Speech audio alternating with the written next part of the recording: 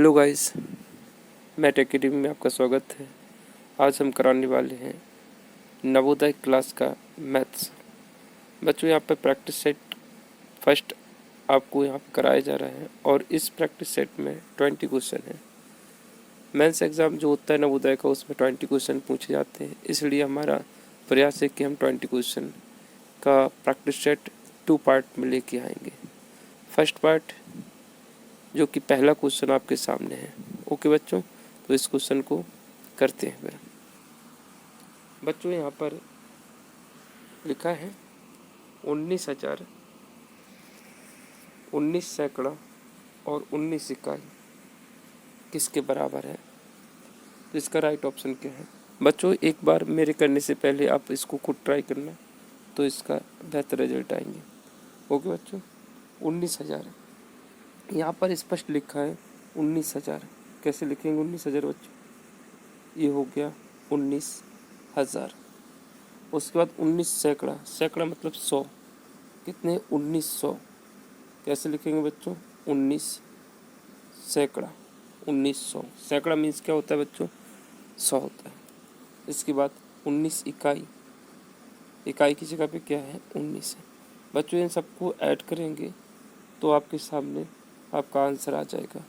यहाँ पर 0 0 9 9 1 9 0 और 2। राइट ऑप्शन क्या है बच्चों, बी। बच्चों उम्मीद करते हैं समझ में आया होगा क्वेश्चन। ठीक है, इस तरह का क्वेश्चन भी आपके सामने आ सकता है। बच्चों ये जो क्वेश्चन है एक्सपेंडेड फॉर्म का है, मतलब विस्तृत रूप दे रखा है, उसको ऐड करके एक नंबर फॉर्म में चेंज करना है। आओ बच्चों इससे संबंधित कुछ क्वेश्चन और देख लेते हैं। ठीक है बच्चों, जैसा कि बच्चों हमने बताया है कि ये जो है किसी संख्या का विस्तृत रूप होता है। जैसे हमने यहाँ पर 2 5 2 6 9, इसका विस्तृत रूप क्या होगा बच्चों, इसका विस्तृत रूप होगा 9। इकाई अंक है इसलिए 1 का मल्टीप्लाई प्लस 6 ढाई अंक पर है, तो इस ढाई अंक के साथ किसका मल्टीप्लाई होता है बच्चों, 10 का प्लस सैकड़ा, सैकड़ा के साथ क्या होता है बच्चों, 100 का मल्टीप्लाई। उसके बाद 1000, 1000 की जगह पे क्या है 5, तो 5 में किसका मल्टीप्लाई होगा 1000 का। उसके बाद बच्चों क्या है 10,000, 10,000 में किसका मल्टीप्लाई होगा बच्चों, 10,000 का। 2 मल्टीप्लाई 10,000। बच्चों ये इस नंबर का विस्तृत रूप है और इसी से किसी भी नंबर को लिखते समय इकाई अंक में 1 का मल्टीप्लाई,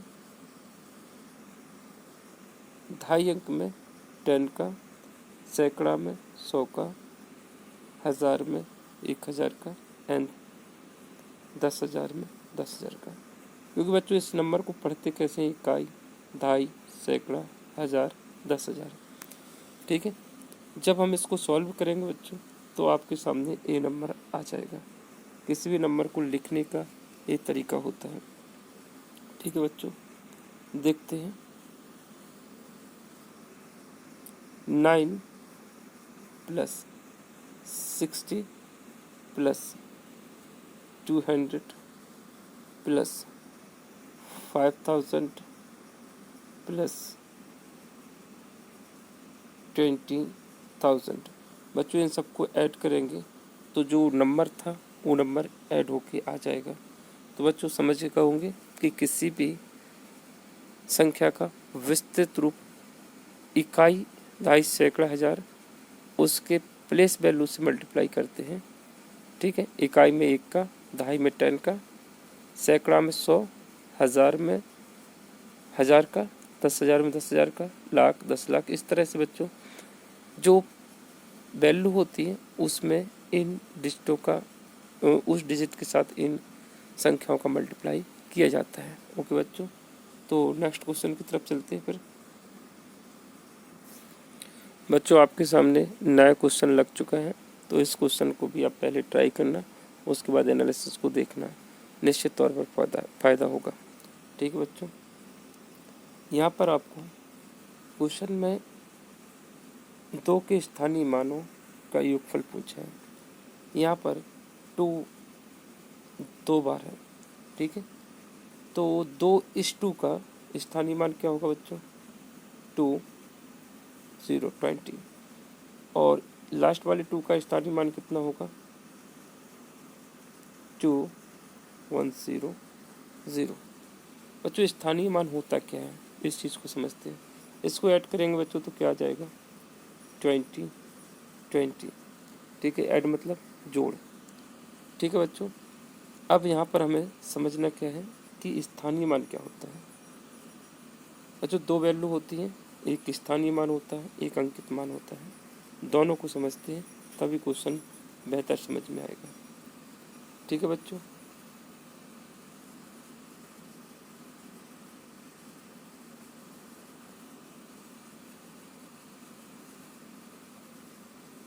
एक होता है स्थानीय मान।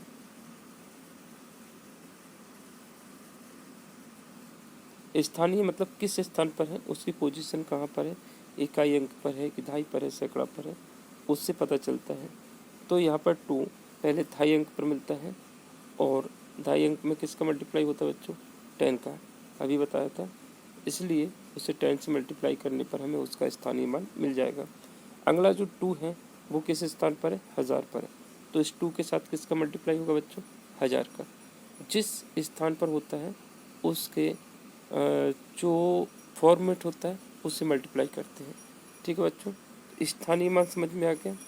इकाई अंक पे होगा तो 1 का मल्टीप्लाई होगा, दहाई पे होगा तो 10 का, सैकड़ा पे होगा तो 100 का, 1000 पे होगा तो 1000 पे। जिस नंबर का स्थानीय मान पूछा है वो जिस स्थान पर होता है उसी क्रम में इनका मल्टीप्लाई होता है। ठीक है, 10,000 पर होगा 10,000 का मल्टीप्लाई। ठीक है, जो स्थानीय मान होता है तो उस किसी भी अंक का स्थानीय मान निकालने के लिए उसकी पोजीशन देखते हैं कि वो किस स्थान पर है, फिर उसका यूनिट से मल्टीप्लाई किया जाता है। जैसे कि इकाई है दहाई, सैकड़ा, 1000, क्रम से मल्टीप्लाई होगा। ठीक है बच्चों, एक होता है अंकित मान। स्थानीय मान को हम क्या कहते हैं? Place value. क्या कहते हैं? Place value. अब अंकित मान को देखते हैं। अंकित मान, अंकित मान को इंग्लिश में बोलते हैं फेस वैल्यू। तो अंकित मान जो होता है, जो जिस अंक की बात हो रही है उसका अंकित मान वही होता है। यहाँ पर इस क्वेश्चन में 2 के स्थानीय मानों का योगफल पूछा था। तो अभी हमने बताया था कि किसी भी अंक का स्थानीय मान वो किस स्थान पर है उसकी यूनिट से मल्टीप्लाई करके स्थानीय मान निकाल लेते हैं। ठीक है बच्चों, तो इसको एक बार और कराते हैं आपको। जैसे यहाँ पर देखिए 2 पहले दहाई अंक पर है तो इसका मल्टीप्लाई किससे होगा? 10 से, क्योंकि दहाई के लिए हम 10 का मल्टीप्लाई करते हैं। ठीक है, तो ये तुम्हारा निकल के आया 20। उसके बाद 2 जो है 1000 पर है तो 2 के साथ किसका मल्टीप्लाई होगा? 1000 का। तो इस तरह से इसका स्थानीय मान क्या होगा? इन दोनों का प्लस पूछा है, इन दोनों नंबरों को जोड़ेंगे तो कितना आएगा बच्चों? 0 2 0 2। इसका राइट ऑप्शन क्या होगा? बी। ओके बच्चों,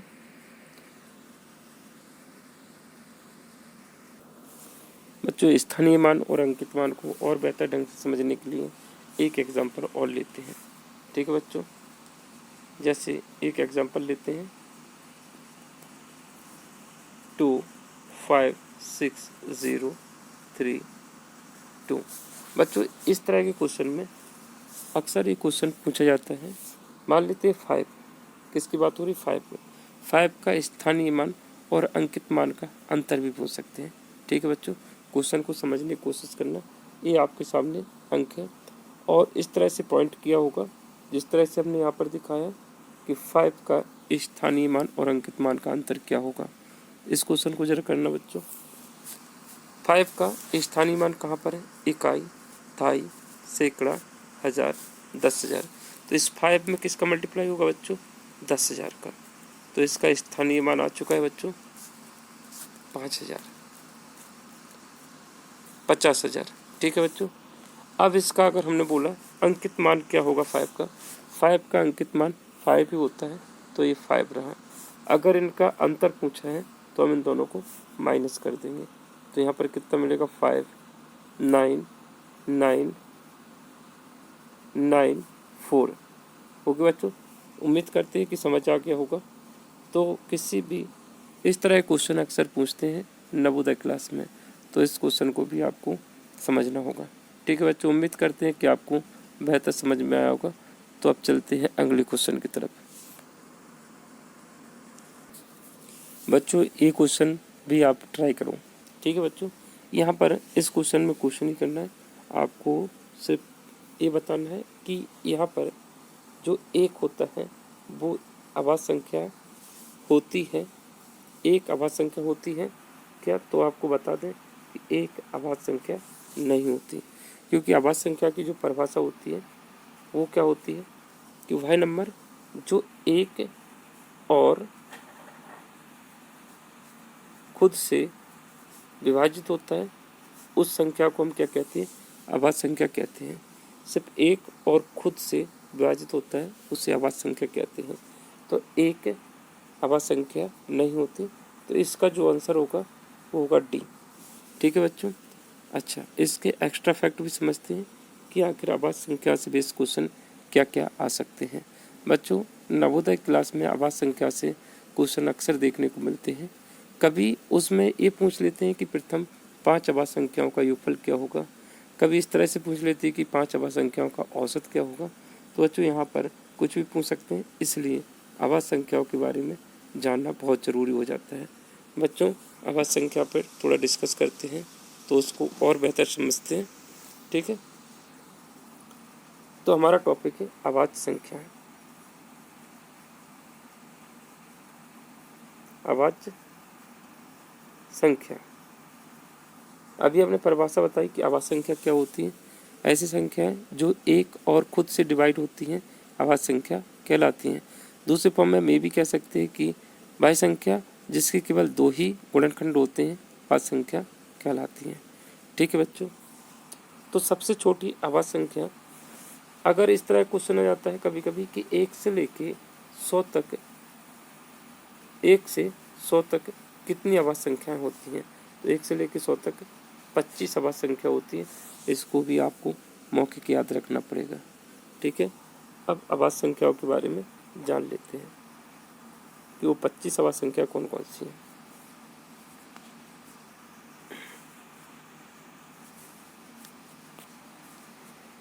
सबसे छोटी आवाज़ संख्या होती है 2, जो कि सम है। जितनी भी आवाज़ संख्या होती हैं सारी आवाज़ संख्या विषम होती हैं, सिर्फ 2 को छोड़ के। तो एक क्वेश्चन भी पूछा गया था कि सबसे छोटी आवाज़ संख्या कौन सी होती है, तो 2 होती है जो कि सम है। तो इस तरह से भी पूछ लेते क्वेश्चन कि सबसे छोटी सम आवाज़ संख्या सबसे सम आवाज़ संख्या कौन सी है। ठीक है, तो कुछ भी पूछ सकते हैं आवाज़ संख्या से संबंधित। तो यहाँ पर 25 जो कि संख्या है आवाज़ संख्या उनको लिख रहा हूँ और उनको आपको याद कर लेना है। 2, 3, 4, 5, 7, 7 के बाद 11, 13, 17, 19, 23, 29, 31, 37 और 41, 43,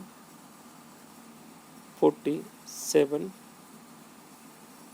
53, 59, इसके बाद 61,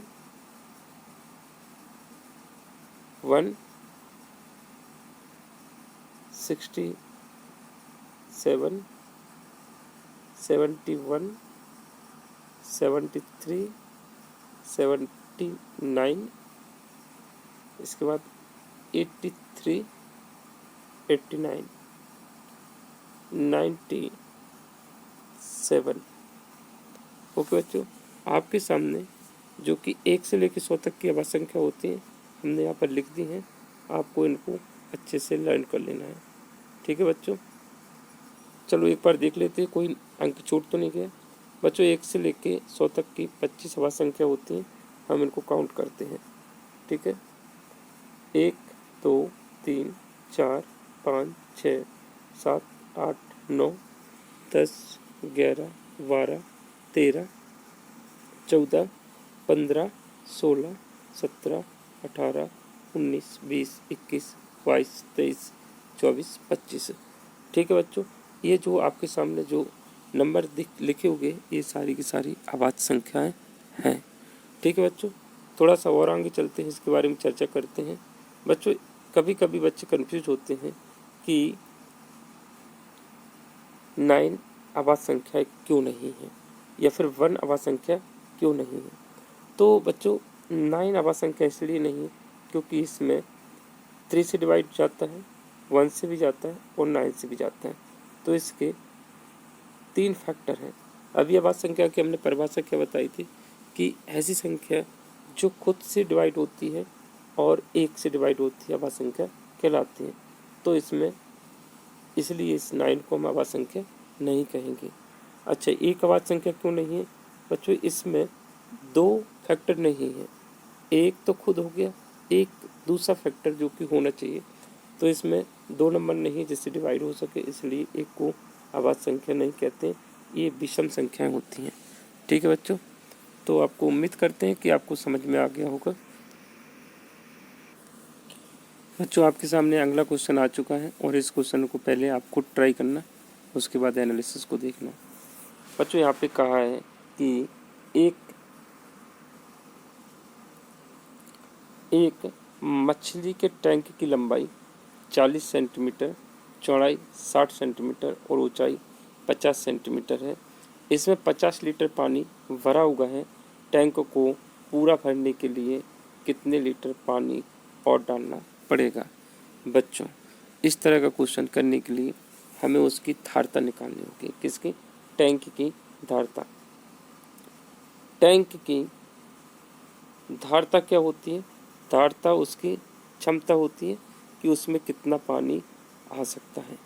ठीक है, उसे पूरा भरे तो उसमें कितना पानी आएगा, वह उसकी धारता कहलाती है।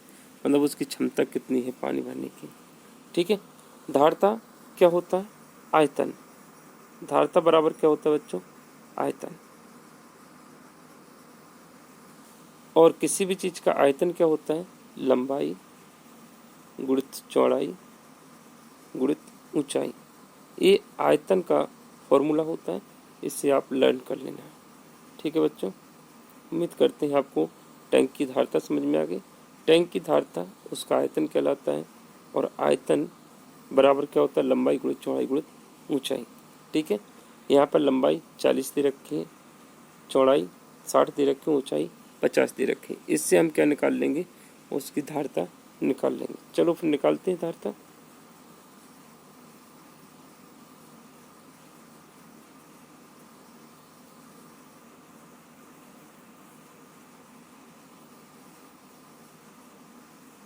धारता बराबर लंबाई कितनी है?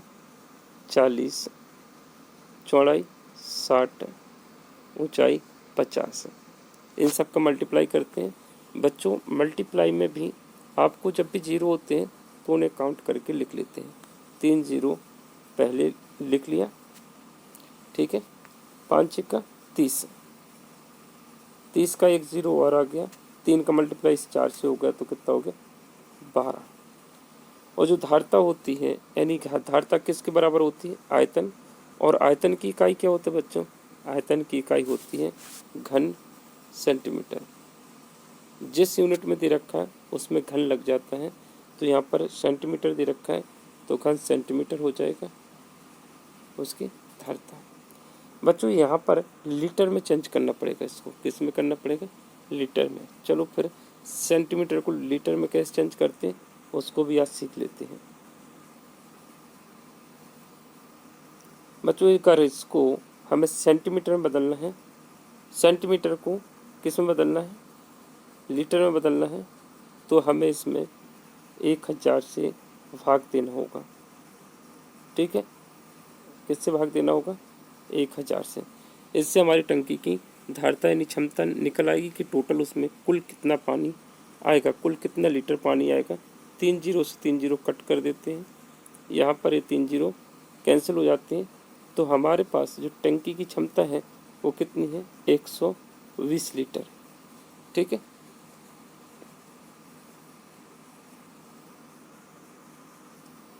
एक 120 लीटर उसकी क्षमता है। बच्चों इसमें अभी जो पानी है वो कितना है, 50 लीटर है और 120 लीटर आ सकता है, तो शेष कितना पानी और आ सकता है, तो शेष जो है निकालने के लिए 120 में से 50 माइनस कर देंगे। ठीक है, तो शेष 70 लीटर पानी और आ सकता है। कितना आ सकता है बच्चों, 70 लीटर, क्योंकि 120 लीटर में 50 लीटर पानी भरा हुआ है, और तो शेष पानी कितना आएगा बच्चों, 70 लीटर। ठीक है, उम्मीद करते हैं ये भी क्वेश्चन आपको समझ में आ गया होगा। तो आयतन बेस्ड क्वेश्चन भी आपसे अक्सर पूछ लेते हैं। चलो फिर अगला क्वेश्चन करते हैं बच्चों। अगर इसको उतारना है आपको तो आप इस क्वेश्चन को ज़रूर उतार लें। ठीक है,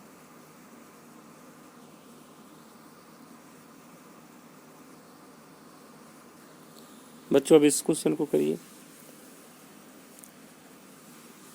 यहाँ पर क्या दे रखा है कि एक वर्ग के विकर्ण की लंबाई दे रखी है 8 सेंटीमीटर है, तो वर्ग की भुजा की लंबाई क्या होगी।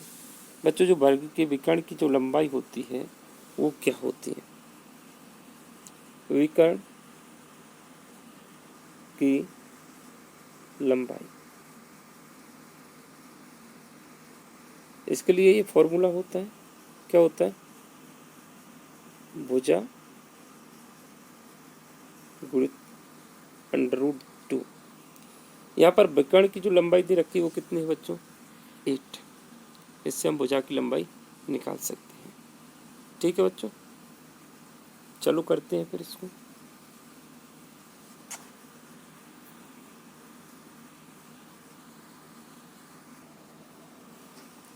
विकर्ण की लंबाई यहाँ पर कितनी दे रखी है, तो विकर्ण की लंबाई की जगह पे आ जाएगा 8। ठीक है बच्चों, अब यहाँ पे भुजा की लंबाई निकालना है, तो भुजा की लंबाई बराबर मल्टीप्लाई वाली संख्या बराबर की उस तरफ जाती है, तो कहाँ पे जाती है बच्चों, डिवाइड में। ठीक, तो यहाँ पर इसको सॉल्व करेंगे,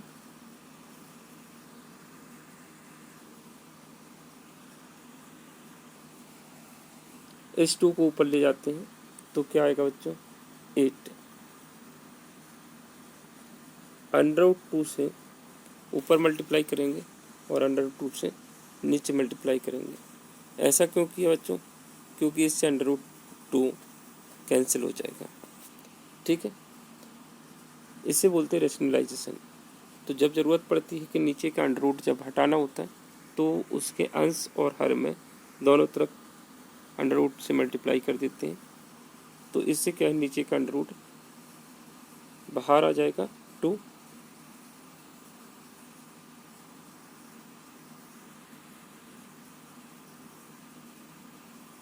टू का 2 से मल्टीप्लाई 4 होता है, इससे ये 4 आ गया, √ के अंदर 4 होगा, तो 4 की जो √ वैल्यू होती है वो कितनी होती है, 2 होती है। 8 √2, 2 4 जा 8, यानी 2 से 8 को काटा तो 4 बार कट गया। यहाँ पे 4 मल्टीप्लाई √2। अब √2 की वैल्यू आपको पता होना चाहिए। √2 की वैल्यू कितनी होती है बच्चों, तो अब हम इसके आंसर को भी एनालिसिस कर सकते हैं कि आंसर जो है 4 से बड़ा होगा, क्योंकि जो √2 की वैल्यू होती है वो 1.732 होती है। कितनी होती है बच्चों, 1.732। इससे मल्टीप्लाई करेंगे तो आपके सामने आंसर जो आएगा 4 से बड़ा आएगा। चलो पहले आंसर देख लेते हैं, कहीं आंसर आपका कितने ऑप्शन कैंसिल हो रहा है इसको देख लेते हैं। बच्चों देखिए आपका आंसर आ चुका है, आपका आंसर इसका होगा डी।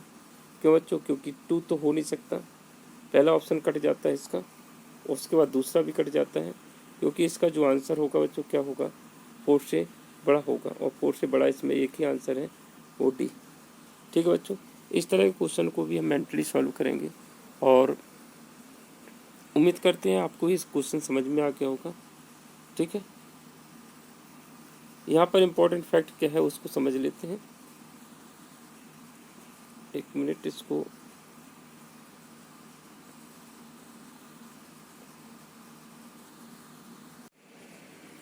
आपके सामने अगला क्वेश्चन आ चुका है, और इस क्वेश्चन को पहले आप ट्राई करना, उसके बाद एनालिसिस को देखना।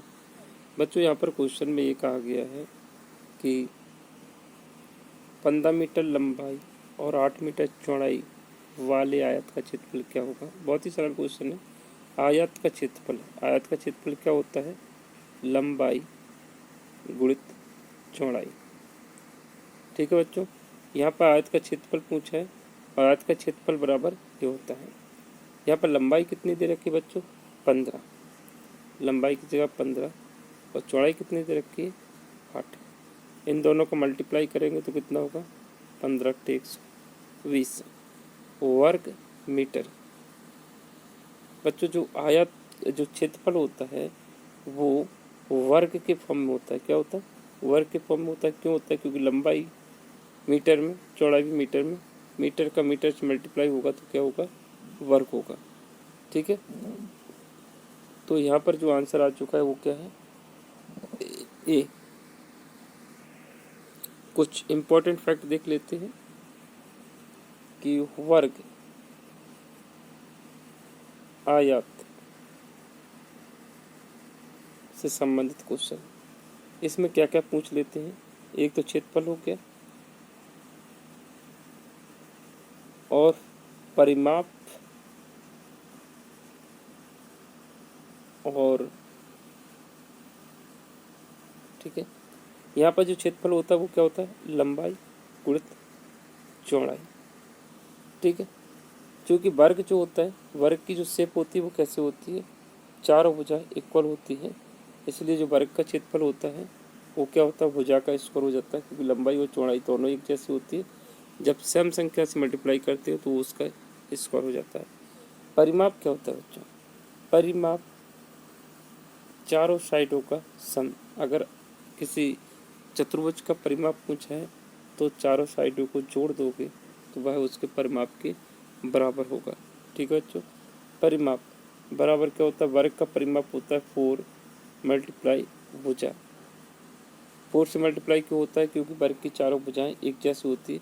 जब सम संख्या को जोड़ना की जगह पर मल्टीप्लाई कर देते तो वर्ग का परिमाप आ जाएगा। ठीक है, इस क्वेश्चन को करो बच्चों। इस क्वेश्चन में कहा है कि 2 दशमलवों का गुणा इतना है। 2 दशमलवों यानी 2 संख्याओं का गुणा यहाँ पर इतना दे रखा है। एक दशमलव संख्या इतनी है तो दूसरी दशमलव संख्या क्या है? यहाँ पे बच्चों क्वेश्चन में थोड़ा सा मिस है। क्वेश्चन में ये कहा है, क्वेश्चन में कि 2 दशमलव संख्याओं का गुणनफल इतना है, उसमें से एक संख्या इतनी दे रखी है, दूसरी संख्या ज्ञात करना है।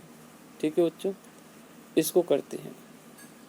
यहाँ पर हमको ये पता नहीं है कि वो 2 संख्याएं क्या हैं, तो हम एक संख्या मान लेते हैं ए है और दूसरी संख्या वी मान लेते हैं।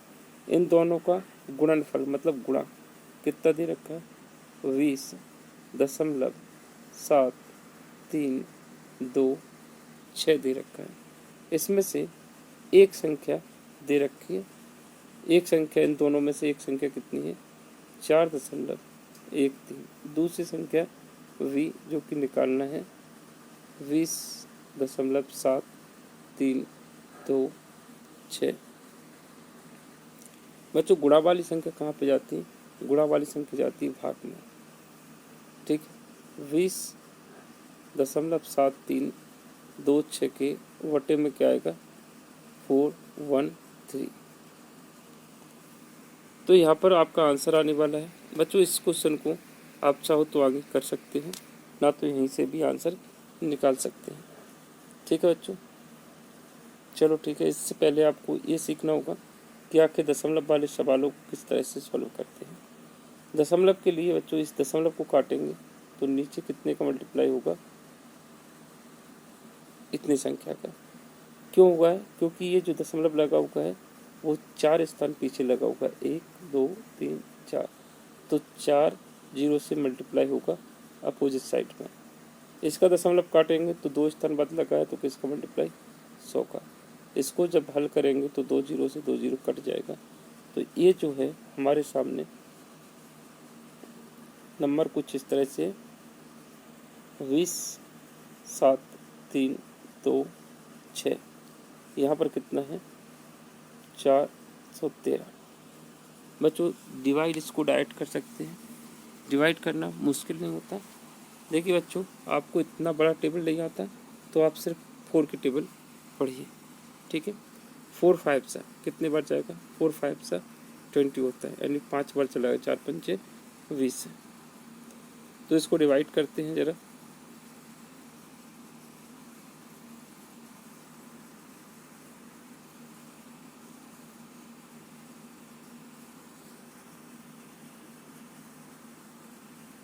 चार 413 20736 कितने बार जा रहा है, 5 बार। बच्चों 5 का मल्टीप्लाई 3 से करेंगे, 5 दिया 15, हासिल 1 आएगी, 5 एकम 5, 5 और 1 6, 5 चौके 20। देखिए यहाँ पर 5 बार जा चुका है। अब यहाँ पर माइनस करेंगे तो कितना मिलेगा, 13 में से 5 जाएगा, 13 में से 5 जाएगा, 8 बचेगा, 13 माना तो ये 7 हो जाएगा, 0 हो जाएगा, इधर सारी संख्याएं 0 हो गई। उसके बाद उतारना क्या है बच्चों, यहाँ पे उतारना है 26।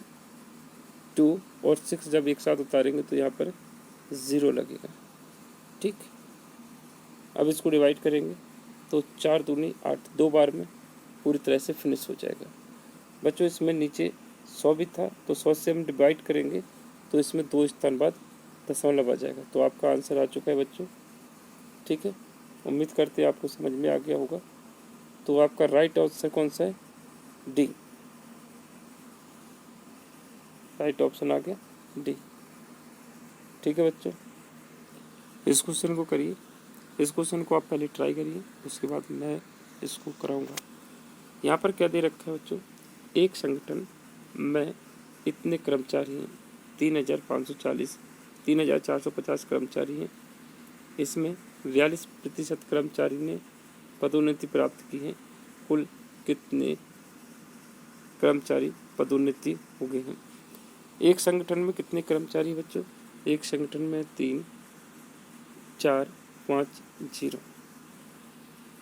तो इस संख्या का आपको 42% निकालना है, क्योंकि 42% कर्मचारियों ने पदोन्नति पाई है और यहाँ पे पदोन्नति की संख्या पूछी है। तो इसमें आपको क्या करना है, 42% निकाल लेना है। इसका 42% किसका निकालना है, इस संख्या का 42% क्या होगा, ठीक है बच्चों। तो इसका 42% निकालना है, ठीक है। जब हम इसका 42% निकालेंगे तो कैसे निकालते हैं बच्चों, बहुत ही आसान होता है। 3 4 5 0 का की जगह पे क्या आता है, मल्टीप्लाई 42। 42% का चिन्ह हटता है तो नीचे 100 आएगा, 1 0 से 1 0 कैंसिल हो जाता है। 5 से काट रहे हैं, 5 6 30, 5 9 45, 5 दूनी 10, 2 से काटेंगे तो यहाँ पर 21 आ जाएगा। हमारे सामने जो आंसर आ गया है वो क्या है,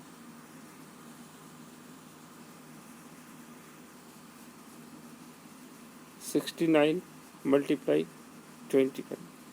इनका मल्टीप्लाई करते हैं, 69 मल्टीप्लाई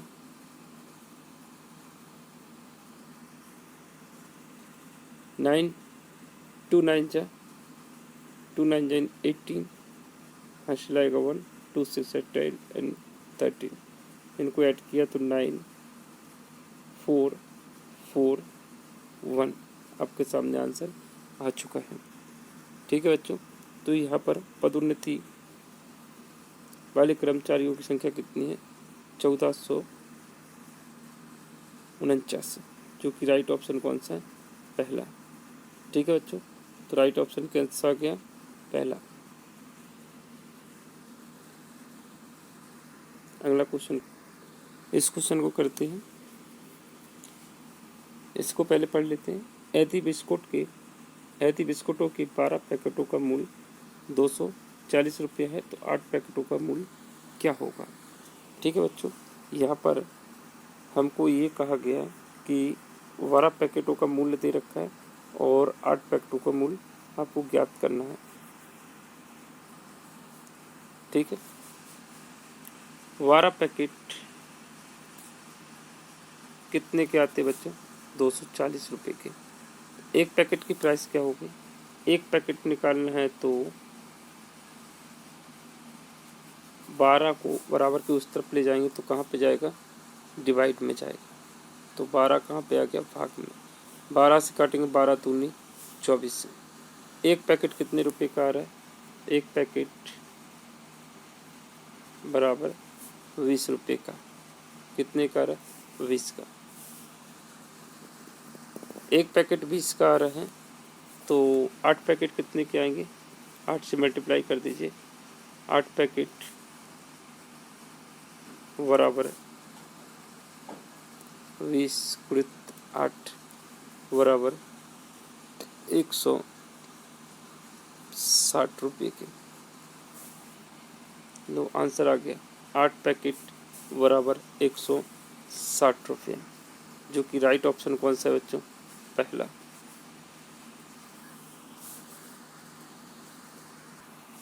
इस क्वेश्चन को करते हैं। राम को परीक्षा में श्याम से क्या कहा गया है? राम को परीक्षा में श्याम से 8 अंक अधिक आते हैं। राम और श्याम, अच्छे समझना, क्वेश्चन समझ में आ जाएगा। राम को परीक्षा में श्याम से 8 अंक अधिक आते हैं, मतलब राम के अंक जो है श्याम से 8 अधिक हैं तो प्लस करेंगे। ठीक। अनिल को उसी परीक्षा में राम से 4 अंक अधिक मिलते हैं। किसको? अनिल को। अनिल को उसी परीक्षा में राम से, किससे? राम से। राम के अंक क्या है? श्याम से 8 अधिक है। और अनिल के अंक कितने हैं? राम के अंक हो गए इतने, और अनिल के अंक राम के अंक से 4 अधिक है, इसमें 4 और अधिक कर दिया तो तुम्हारे सामने क्वेश्चन आ गया। ठीक है, तो अनिल के जो अंक हैं वो कितने आए? श्याम प्लस 12, 8 और 4 कितना हो जाएगा? 12। बच्चों, जो राम के अंक हैं वो क्या है? श्याम से 8 अधिक थे। अनिल के अंक राम के अंक से 4 अधिक है, मतलब राम के अंक ये है तो श्याम के अंक कितने हो जाएंगे? अनिल के अंक कितने हो जाएंगे? ठीक है बच्चों, अगर इस क्वेश्चन को हम थोड़ा सा इस तरह से करते हैं तो और आसान हो जाएगा। फिलहाल यहाँ पर क्या दे रखा है उसको कोई करते हैं बच्चों। अगर हम राम को ए मान लें, राम को क्या मान लें? ए मान लें तो और आसान हो जाएगा थोड़ा समझने में। राम ए है, श्याम बी है, अनिल सी है। ठीक है, तो यहाँ पर राम के अंक कितने हो जाएंगे बच्चों? राम ए बराबर क्या हो जाएगा? v plus 8। ठीक है, ये राम की वैल्यू आ गई है। आगे अनिल को हमने क्या मांगा बच्चों? अनिल को माना है सी, तो सी बराबर क्या है? जो राम के अंक हैं v प्लस 8, राम के अंक से 4 अधिक हैं तो सी बराबर कितना आ जाएगा? v plus 12। यहाँ पर तीनों के जो अंक दे रखे हैं वो कितने दे रखे हैं? वो क्वेश्चन में दे रखे हैं। कितने दे रखे हैं बच्चों? 128। कुल कितने अंक मिलते हैं? 128 मिलते हैं। तो हम इन सबको जोड़ेंगे तो कितने बराबर कर देंगे? 128 के बराबर करेंगे। ठीक, ए प्लस वी प्लस सी, राम, श्याम और अनिल, इन तीनों के अंक कितने हैं? 128। ठीक है, एक ही जगह पे बच्चों क्या लिखेंगे हम? v+8। ठीक, एक ही जगह पे v+8 आ गया। v जैसा का तैसा लगेगा। c की जगह पे क्या रखेंगे बच्चों? c की जगह पे है v+12 बराबर कितना है? 128। ठीक है बच्चों, आगे करते हैं इसको। v कितनी बार है? 1 2 3, तो कितना हो जाएगा? 3 3। 12 और 8 कितना हो जाएगा? 20 बराबर 128। 3b बराबर 128 माइनस का 20 बराबर 108। 3b बराबर 108 है, तो एक भी निकाल सकते हैं। हाँ बिल्कुल निकाल सकते हैं। जो 3 है वो गुणा में बराबर के उस तरफ कहाँ पे जाएगा? भाग में जाएगा, तो v बराबर आ जाएगा 108/3। 3 से भाग देंगे, 3 तिया 9, एक बचेगा 3 18। v का जो मान आ चुका है वो कितना आ चुका है? 36 आ चुका है। v कौन था बच्चों? श्याम था। चलो अब आंसर की तरफ चलते हैं।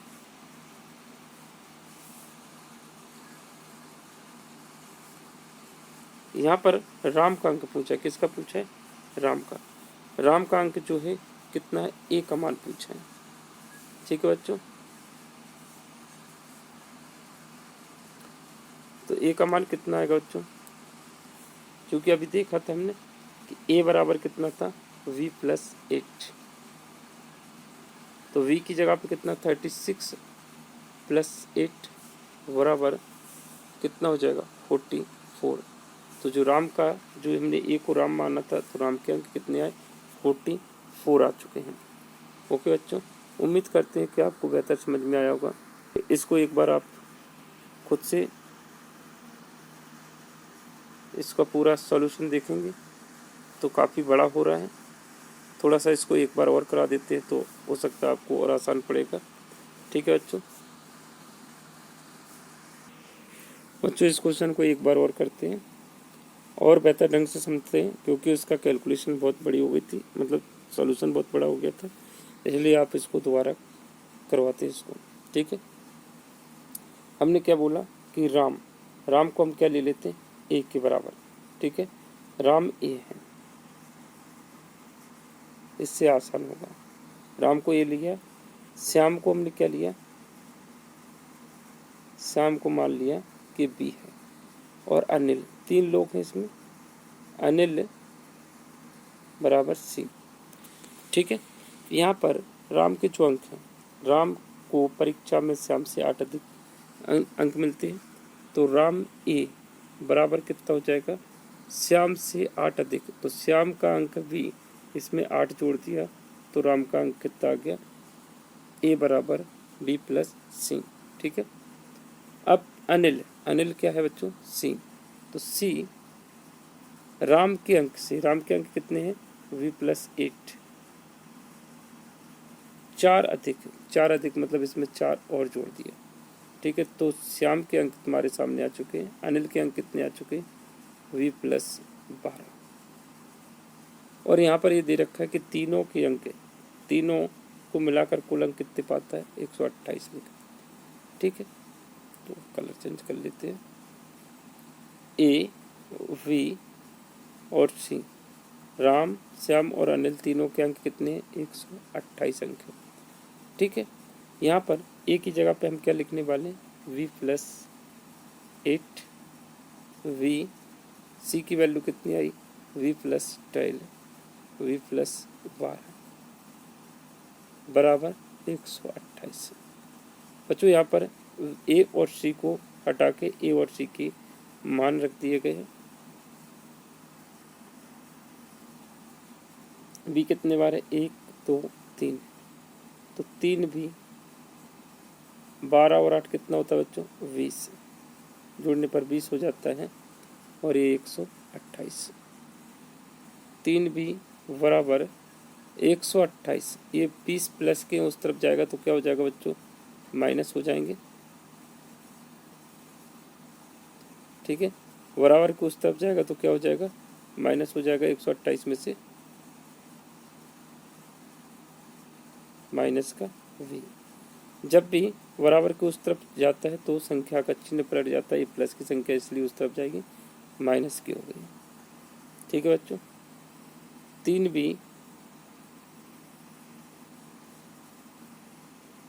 3b बराबर 128 में से 20 जाएगा तो 108। 1b कितना आएगा, गुणा वाली संख्या उस तरफ जाती तो किस में जाएगी, भाग में। 3 तिया 9, 3 18। तो v यानी किसके नंबर आ चुके बच्चों,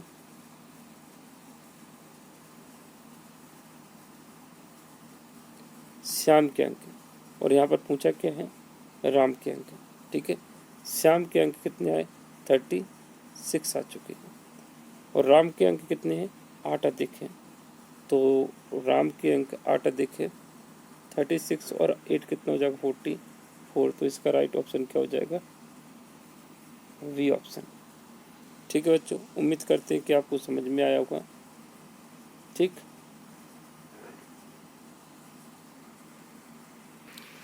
thank you for watch this video.